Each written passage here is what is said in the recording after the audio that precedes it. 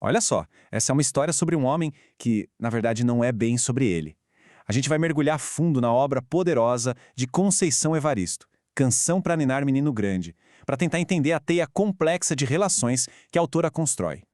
Canção de ninar, a gente pensa logo em acalmar uma criança, certo? Então, qual é o sentido de ninar um menino grande? O título já é por si só uma provocação. E entender essa pergunta, bom, é a chave para desvendar a história inteira. No centro de tudo isso, a gente encontra essa figura, Phil Jasmin.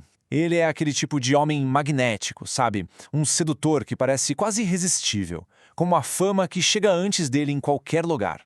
A vida do Phil Jasmin é, um verdadeiro mosaico de conquistas amorosas. Pensa só, ao longo de mais de 20 anos, ele vai colecionando amantes, dezenas de filhos, e tudo isso enquanto mantém o casamento com a esposa dele, a Pérola Maria. Ele parece ser o sol em torno do qual todas essas vidas giram. E é exatamente aqui que a gente vê a genialidade da obra. A Conceição Evaristo nos apresenta esse homem todo-poderoso para logo em seguida fazer uma virada de mestre e tirar o foco dele. A narrativa de verdade não é sobre o sedutor, mas sim sobre o impacto profundo e duradouro que ele deixa na vida de cada uma das mulheres que cruzam seu caminho. Então, vamos conhecer as verdadeiras protagonistas. São elas, com suas dores, seus desejos e, principalmente, com a força delas que dão alma a este livro. Vamos começar com a presença mais constante na vida de Phil Jasmin. A esposa, Pérola Maria.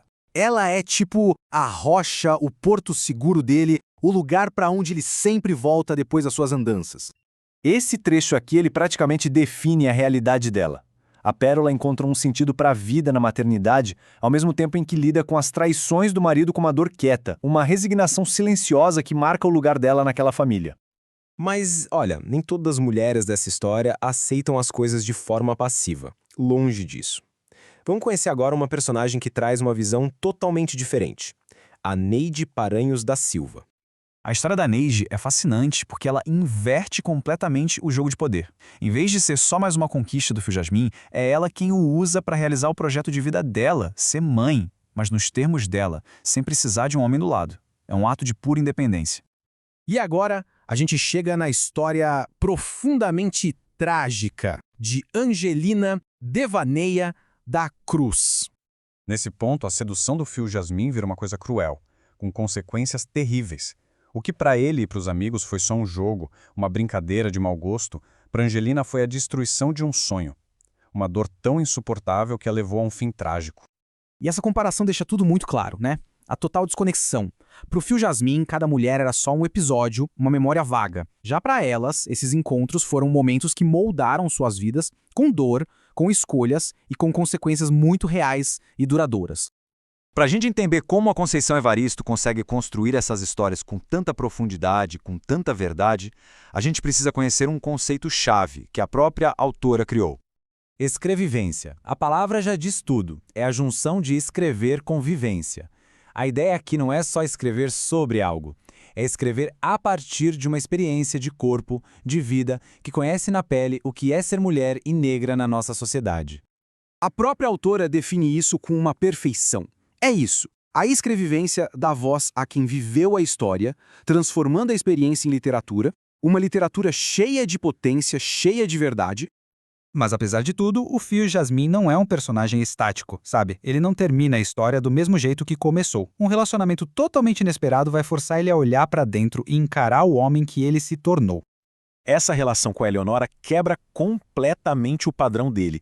Ele chega com a mesma máscara de sedutor de sempre, mas, com ela, o script não funciona.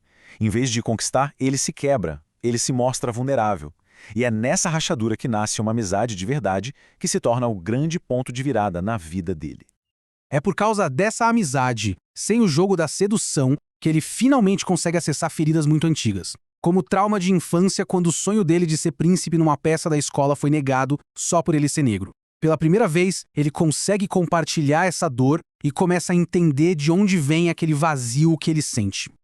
E toda essa transformação nos leva de volta àquela pergunta lá do início. Agora, com todas as peças do quebra-cabeça na mesa, a gente finalmente consegue entender o significado real e poderoso do título do livro.